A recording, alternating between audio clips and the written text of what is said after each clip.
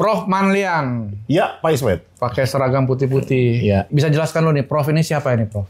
Ya, terima kasih Pak Ismet. Saya anak bangsa yang saat ini boleh menjadi bagian dari pemerintah LPJK Kementerian PU Republik Indonesia. Ya, jadi Prof ini menangani apa nih, Prof, di PU, Prof? Iya, di Kementerian PU kami lembaga yang ada di bawah Pak Menteri untuk proses persiapan kompetensi tenaga kerja, profesionalisme badan usaha, dan sistem rantai pasok. Pokoknya supaya bisa ikut tender dan pembangunan konstruksi di Indonesia. Ya, Bapak menganalisa, membuat apa saja itu, Prof? Ya, kami mendukung pemerintah dalam hal ini Kementerian PU untuk bisa mempersiapkan berbagai kebijakan, standar kompetensi, dan mempersiapkan tenaga kerja bersertifikat dan badan usaha juga siap untuk ikut tender. Ya, sebelum kita bicara yang berat-berat, saya dengar Prof juga penyanyi katanya. Aduh, Pak Ismet tahu dari mana nih? Saya dengar suaranya bagus nih. Bisa kasih rap sedikit, Prof? Aduh, oke. Saya mau pilih lagu, mohon maaf bukan lagu Indonesia. Ada satu lagu yang saya pakai untuk dapat menjadi bagian kemesraan saya dan keluarga. Tahu lagunya nggak? Strangers in the night, exchanging glances, wandering in the night. What were the chances we've been sharing love before the night was through? Wah, tahu lagunya nggak? Pernah dengar, Bro? Lagu lama, tapi oke lah ya. Welcome to SOS Podcast, tempat orang-orang hebat bicara.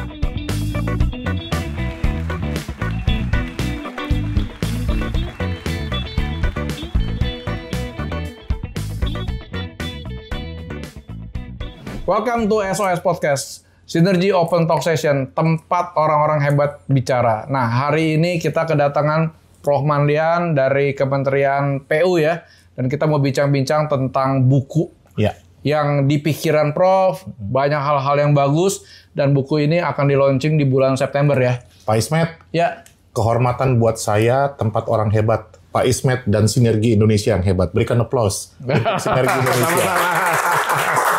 Ya, silakan. Ya. Prof, saya mau tanya nih, Prof. Program apa saja sedang dijalankan di 5 tahun ini, Prof? Iya, jadi kami sibuk, Pak Ismet dan keluarga Sinergi Indonesia dari tahun 2020 sampai sekarang mengurusi bagaimana proses persiapan tenaga kerja konstruksi badan usaha yang kompeten dan profesional dari manual ke digital, Pak. Waduh, kan kenal namanya OSS. Nah, proses tender sekarang melalui online. Nah, 4 tahun ini kita sibuk bersama masyarakat mempersiapkan mereka, Pak. Nah, ada standarnya, ada kebijakannya, luar biasa, Pak. Itu yang kami kerjakan dalam 3-4 tahun terakhir. Jadi itu menjadi apa? Terstruktur atau gimana ya? Iya, jadi proses tender itu berkualitas. Paham. Pak. Karena semuanya kan online. Jadi kalau online ada data telusur dan kemudian tidak bisa sembarangan, Pak. Kita mempersiapkan mereka punya sertifikat, datanya tercatat, Pak. Dan kemudian masyarakat bisa ngontrol bareng-bareng. Gitu. Sederhananya gitu sih, Pak. Nah, di dalam perjalanan selama periode Prof membantu pemerintah ini, ada tantangan apa saja nih? Ya, jadi lembaga ini, Pak Ismet, kalau mau kenal LPJK, lembaga ini tadinya di masyarakat, Pak. Jadi sekarang berdasarkan Undang-Undang Nomor 2 Tahun 2017, lembaga ini masuk sebagai instrumen pemerintah. Itu nggak gampang, Pak. Jadi budaya yang tadi ini dikerjakan masyarakat, sekarang menjadi peran pemerintah. Tapi amanat undang-undang ini tetap mengedepankan peran masyarakat sebagai prioritas garda terdepan. Jadi bukan karena pemerintah nih yang bikin regulasi, Pak, kemudian kami yang maksa mereka, enggak. Jadi kami melibatkan masyarakat, membentuk asosiasi, profesi badan usaha rantai pasok, membentuk LSP, membentuk LSPU. Dan sebagian kewenangan kami pemerintah diberikan kepada mereka. Sehingga proses sertifikasi tetap dilakukan oleh badan usaha berbasis masyarakat, tetapi mengikuti ketentuan yang ada. Gitu, Pak. Jadi tetap kita kerja bareng pemerintah dengan masyarakat. Dulu full di masyarakat, Pak. Sekarang kami di pemerintah. Dan saya dengar nih Prof kan sangat sibuk ya. Itu sebenarnya di bawah Prof itu ada berapa banyak asosiasi atau apa ya? Iya, Pak. Jadi memang kami ini melayani banyak asosiasi, Pak. Ya, saat ini asosiasi profesi yang ngurusin orang, Pak. Asosiasi badan usaha, konsultan, kontraktor, Pak. Dan urusan material, peralatan konstruksi, Pak. Itu segala macam kita urusin. Supaya tender bisa jalan, Pak. Betul. Kalau nggak jalan tender. Itu. Oh, itu yang Prof memanage mereka. Ya, se-Indonesia. Nah, dulu kan karena di masyarakat, LPJK ada di seluruh wilayah Indonesia. Sekarang anggota dewannya cuma 7, Pak. 7 ngurusin 38 provinsi, 514 lebih kabupaten kota. Bisa dibayangkan tuh, Pak. Nggak tidur, Pak. Iya, betul. Iya, bener, Pak. Satu hari keliling aja nggak habis ya, Pak. Waduh, nggak habis, Pak. Makanya tidurnya makin kurang, dan tapi senang, Pak. Happy. Iya, karena bisa nyanyi lagu yang bagus. Iya, lagu yang bagus. Jadi happy ya. Nanti kita nyanyi lagi. Lagi. Apa kontribusi Prof yang paling berkesan sebagai pengurus LPJK di bidang 5 Kementerian PU ini? Ya, jadi yang pertama Pak Ismet, ketika saya dilantik oleh DPR RI, mencoba untuk dapat mendekatkan kehadiran pemerintah di masyarakat. Jadi kita begitu cair kalau misalnya masyarakat dengan Kementerian PU agak ada gap. Nah, saya berusaha untuk mendekatkan. Duduk bareng, bisa WA langsung gitu ya. Padahal kita pakai baju pemerintah. Nah, tapi tetap mereka harus lihat bahwa kami pemerintah. Yang kedua, bersama-sama masyarakat bikin bareng kebijakan. Itu yang luar biasa ya. Dulu kan kalau kebijakan pemerintah doang. Nah, sekarang bareng. Itu luar biasa itu. Duduk, ini loh naskah akademisnya, kasih masukan. Ada masukan lagi nggak? Dan itu terus bolak-balik. Yang ketiga, melakukan proses sertifikasi bersama-sama. Sebagian kewenangan kami berikan ke mereka. Habis itu kami pantau. Kan bareng, Pak. Nah, jadi adanya satu kolaborasi yang luar biasa antara pemerintah dengan masyarakat. Yang paling menyenangkan, Pak, teman saya makin banyak. Iya, benar ya. Iya, karena masyarakat jasa konstruksi, Pak. Betul. Iya. Dan itu nggak cuma asosiasi, ada LSP, ada LSBU, ada industri, ada pabrik. Wah, banyak banget ya, Pak. Seperti apa sih perjalanan pendidikan karir sehingga Prof saat ini? Ya, menarik Pak Ismet. Sejak saya lulus S1, saya lanjut S2, lanjut S3, nggak pernah berhenti. Jadi lulus S3 menjadi guru besar tahun 2010. Pertama kali ngajar tahun 2000. Ini lucu nih Pak Ismet. 2000 ngajar, 2010 jadi guru besar. Oke. 2020 menjadi pejabat negara. Jadi kalau terlihat perjalanan hidup saya, waktu sekuensnya Tuhan sudah atur. 10 tahun menjadi guru besar, persiapan 10 tahun menjadi pejabat negara. Pertanyaannya, what's next? To God be the glory. Semua dikembalikan kepada kehendak Sang Pencipta. Ya, tapi maukah kita mencatat jejak-jejak spiritual pelayanan kita sesuai dengan agama dan keyakinan masing-masing? Itu sih Pak yang saya syukuri. Jadi 10 tahun, 20 tahun, 30 tahun ingin mengabdi lebih baik lagi untuk masyarakat dan juga mengakomodir dari pemerintah gitu. Saya berharap Bapak dan Ibu sekalian, keluarga Sinergi bukan jabatannya yang makin tinggi. Tetapi dampaknya makin besar. Betul, dampak paling besar. Banyak orang mengejar kesuksesan, kebahagiaan. Mereka tidak mengejar dampak. Pemimpin itu bertujuan untuk menjadikan orang lain jadi pemimpin. Itu sih filosofi saya. Jadi kalau Tuhan yang saya percaya menjadikan saya menjadi guru besar, artinya sederhana Pak. Menjadikan orang lain juga jadi guru besar. Iya, saya nggak mau sendirian. Dan saya bersyukur Pak Ismet, sudah ada mahasiswa saya sudah jadi profesor. Ya, dan bertemu saya dan tinggal dekat rumah saya di kawasan Bintaro. Itu kan satu kebahagiaan ya Pak. Gitu. Prof bisa ceritakan terkait buku yang akan di-launching?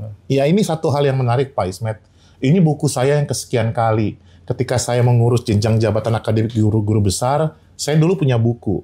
Tetapi ketika menjadi pejabat negara, saya berdoa, masih sempat nggak nulis buku? Ternyata Tuhan izinkan ada satu buku boleh terbit di tengah-tengah kesibukan, namanya Manajemen dan Kepemimpinan Konstruksi.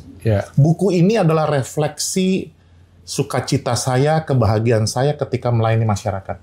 Buku ini tidak menggambarkan betapa hebatnya saya ataupun keluarga, tetapi ini bentuk bagaimana memperkenalkan LPJK, memperkenalkan dunia konstruksi yang nggak cuma bicara hard, tetapi bicara manajemen dan leadership.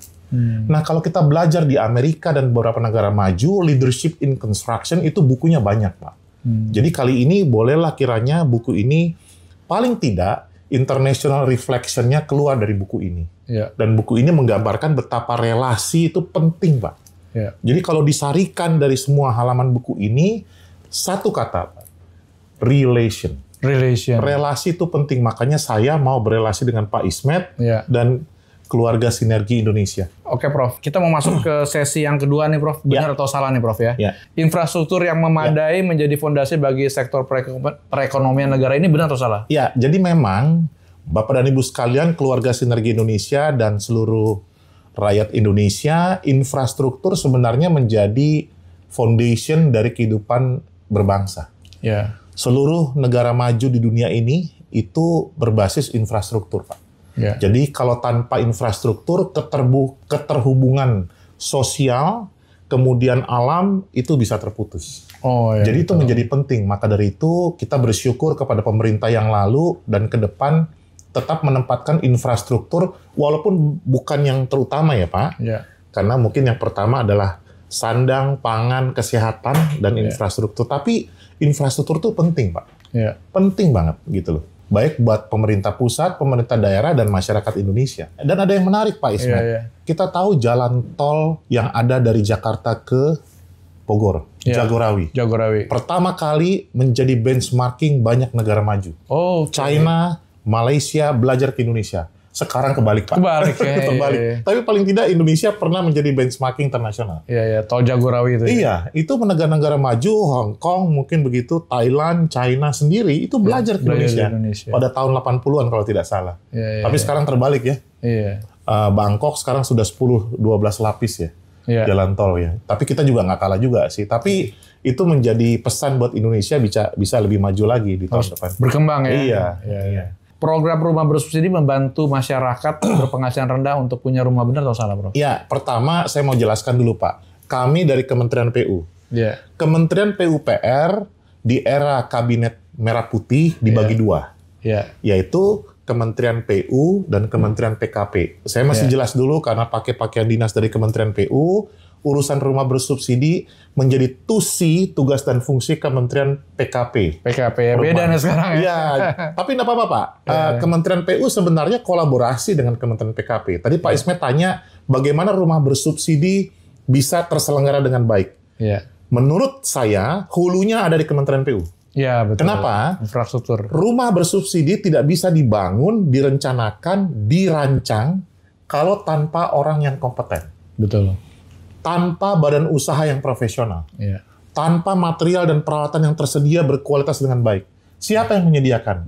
Bukan Kementerian PKP, Kementerian PU. LPJK ada di dalamnya. Kami mempersiapkan itu, Pak. Perencanaan yang baik, perancang yang oke, dan pembangun yang oke. Nah, sekarang setelah oke, geser ke Kementerian PKP. Nah, Kementerian PKP punya program membangun rumah hunian yang berkualitas. Mengenai jumlah, kami sampaikan kepada Kementerian PKP. Tapi bagi kami, yang utama adalah hunian ini berkualitas tepat sasaran sesuai dengan karakter rakyat Indonesia, Pak. Yang pertama, mereka sebenarnya lebih senang tinggal di landed house, bukan di vertical house. Bagaimana mengubahnya? Itu juga menjadi peran pemerintah. Yang kedua, beberapa kawasan sesuai dengan Undang-Undang Tata Ruang, pembangunan rumah hunian ada di perkotaan, di megapolitan, bahkan seperti Jakarta sebagai kawasan strategis nasional. Nah, maka dari itu model huniannya nggak copy-paste, Pak. Harus sesuai dengan karakter wilayah dan area di mana dia dibangun. Gitu, Pak ya. Jadi maksud saya dengan kesempatan berbincang di podcast ini dengan keluarga Sinergi Indonesia, maka rumah hunian ini pasti disesuaikan dengan karakter wilayah dan sosial setempat. Nah, kita doakan dan dukung Kementerian PKP bisa membuat model-model rumah hunian yang tepat sesuai dengan sosial dan lingkungan. Bukan harga, Pak. Karena harga bisa dikendalikan oleh pemerintah. Oleh masyarakat sendiri. Jangan-jangan mereka mampu, Pak. Jangan kita anggap rumah murah. Mereka mampu juga loh, Pak. Dan juga yang terakhir adalah dukungan dana internasional. Nah, maka hunian akan lebih berkualitas dan kuantitasnya ditingkatkan di waktu mendatang. Ya, mudah-mudahan dengan dukungan dari PU, Menteri PKW lebih mudah untuk mencapai tujuan pemerintah juga, mensejahterakan rakyat untuk bisa memiliki rumah ya. Ya, kolaborasi Kementerian PU dan Kementerian PKP bersama-sama memajukan pembangunan fisik di Indonesia. Oke, Prof. Yang terakhir, Prof. Oke, Pak. Bisa menyampaikan closing statement. Ini yang terakhir sekali ya. Ya, yang terakhir. Bisa menyampaikan closing statement ke teman-teman yang mendengar podcast ini. Salah satunya bisa sampaikan yang tanggal 23 September kalau nggak salah. Baik. Pertama, saya menyampaikan apresiasi kepada keluarga Sinergi Indonesia di bawah bimbingan dan pembinaan Bapak Ismet. Terima kasih boleh hadir dalam kesempatan yang terhormat dan berbahagia ini. Kiranya keluarga Sinergi Indonesia menjadi lebih baik, lebih maju, lebih sukses di waktu-waktu mendatang untuk membangun Indonesia menjadi Indonesia emas dan tampil di dunia internasional.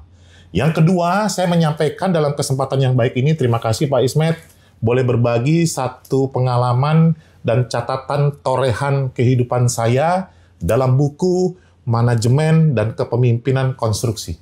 Buku ini buku yang sederhana, nggak hebat-hebat juga, tetapi paling tidak melalui buku ini saya memperkenalkan nilai manajemen dan leadership atau kepemimpinan dalam proyek konstruksi. Moga-moga bisa dibaca dan dukung penyebaran buku ini karena buku ini tidak dijual, dibagikan langsung yang bertemu dengan saya. Yang ketiga, mari bersama-sama keluarga Sinergi Indonesia dan seluruh rakyat Indonesia dan orang-orang yang berelasi dengan saya untuk hadir pada tanggal 23 September 2025 di Jakarta Design Center, ruang Lotus 123 di lantai 6. Boleh sama-sama hadir bersama Kementerian PU dan seluruh penyedia jasa dan pengguna jasa, kumpul bareng, bisnis matching bareng, membicarakan buku ataupun proyek-proyek ke depan. Dan kiranya Sinergi Indonesia boleh menjadi rumah pertemuan yang baik para pengusaha, para ilmuwan, dan para pembangun Indonesia ke depan. Terima kasih sekali lagi Pak Ismet dan seluruh keluarga Sinergi Indonesia. Terima kasih Prof. Manlian. Sama-sama Pak. Mau ke Bandung? Terima kasih, langsung ke Bandung habis ini. Oke, thank you. Pak. Thank you.